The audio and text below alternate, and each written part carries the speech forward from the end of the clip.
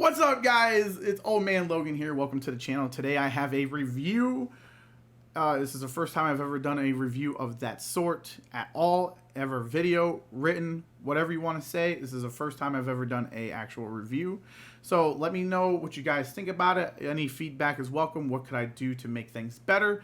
What things can I improve on? You know, I'm all about criticism because this is the first time I'm doing it. It's not like any of my other normal videos where I'm just talking about random stuff.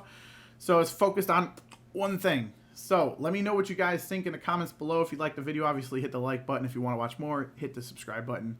And without that, let's get to it.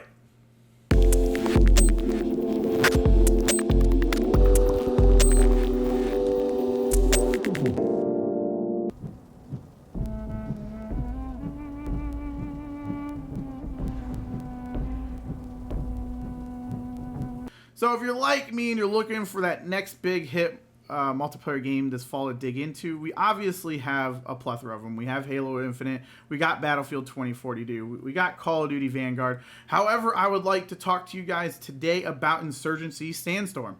It's developed by New World Interactive, published by Focus Entertainment, and it's a tactical first-person shooter and it's actually a sequel to the self-debut title that came out in 2014 called Insurgency.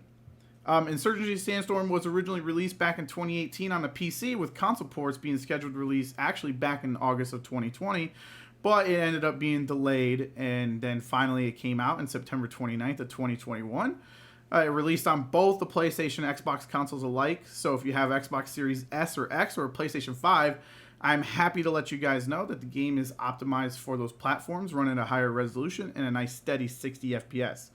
Insurgency Sandstorm has a mix of online competitive PvP modes that are 10v10 and PvE modes, which is 8 players versus enemy AI. And it has a whole bunch of different modes that require you to capture and defend certain objectives under certain circumstances. And they have like familiar modes like Domination, where each team is tasked to capturing and hold 3 objectives on a map, to more unique modes like Push, where each team is fighting for one objective at a time, and attackers and defenders fighting to either secure or defend their objective on the map. And then they also have the occasional random playlist. So when I was doing this review, the playlist that I had was called Brain'em. It's a game mode of 6v6 where headshots, knives, and explosives are the only thing that kill you. So nothing else will actually kill you. You either got to use a headshot, a knife, or explode somebody. So they have unique modes that are more casual that rotate through, which is very nice. Insurgency Sandstorm's realistic gameplay is like the core to its identity.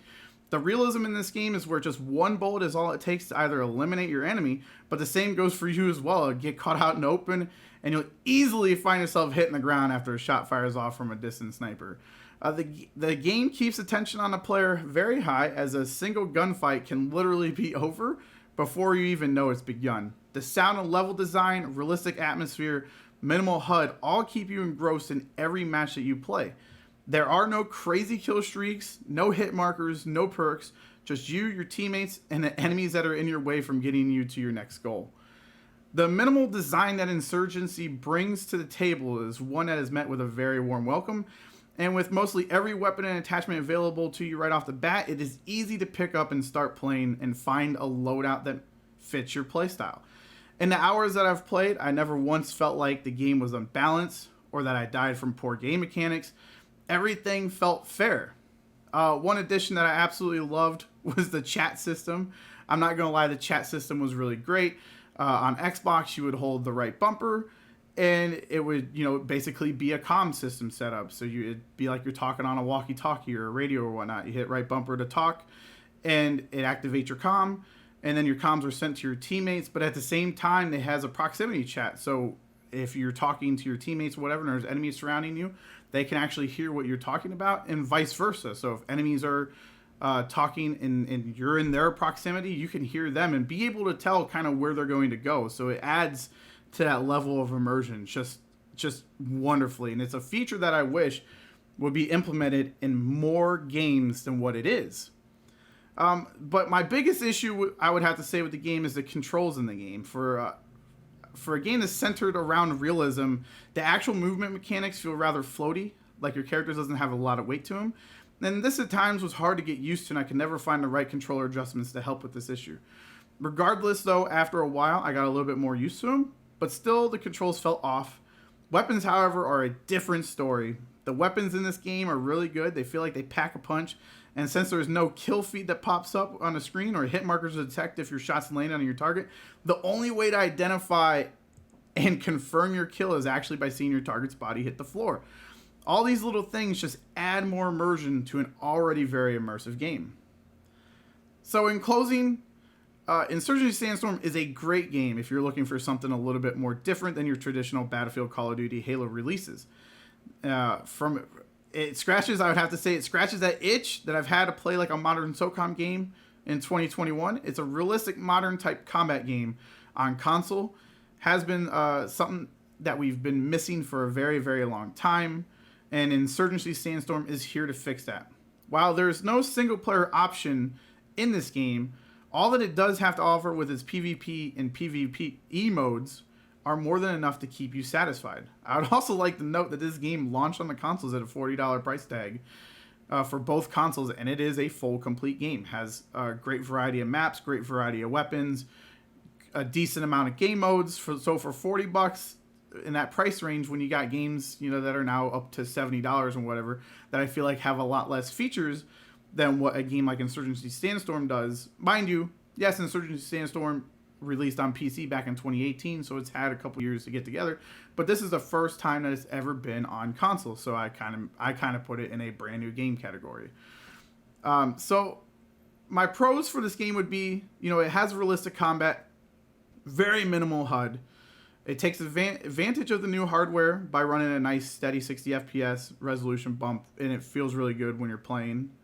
And the weapons feel very balanced. It has a good variety of maps, modes, as well as weapons. My cons, though, I would say my only two cons is that there's no single player content. It would be kind of really nice to play through some type of single player missions, kind of like, I would say a very good mission structure would be like the very first Ghost Recon structure, where everything kind of felt more realistic and you worked with, enemy AI and stuff, or with your teammates being AI companions, or if you did something co-op and moved through different objectives and stuff. But the PvE modes kind of do fill that, but it's more or less like you're just playing a multiplayer game with fighting enemy combatants and stuff like that. So that's my only two complaints, is that there's no single player content, and then obviously the controls, like I talked about before, they feel very floaty. Overall, though, I would give this game a solid 8 out of 10. I feel like all they really got to do is just kind of tweak the control mechanics and stuff like that to get it feeling a little bit better, and I think this is a solid multiplayer game that is actually releasing this year. So if you guys are interested in something that's a little bit out of the norm, I would highly recommend Insurgency Sandstorm. I would say my end score would be a solid 8 out of 10. I spent about 10 hours digging into Insurgency Sandstorm on the Xbox Series X, and I unlocked 19 out of the 30 achievements in the process.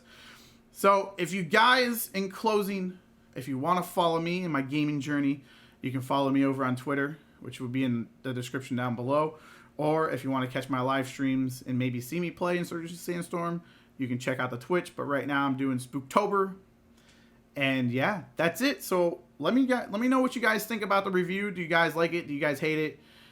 Should I do less of this stuff? Should I do more of this stuff? And yeah, my first time doing a review. It's probably going to be a roughy bump road, so I'm sorry if it is, but thank you for being in this journey with me along the way. And that's all I got for you guys. Peace.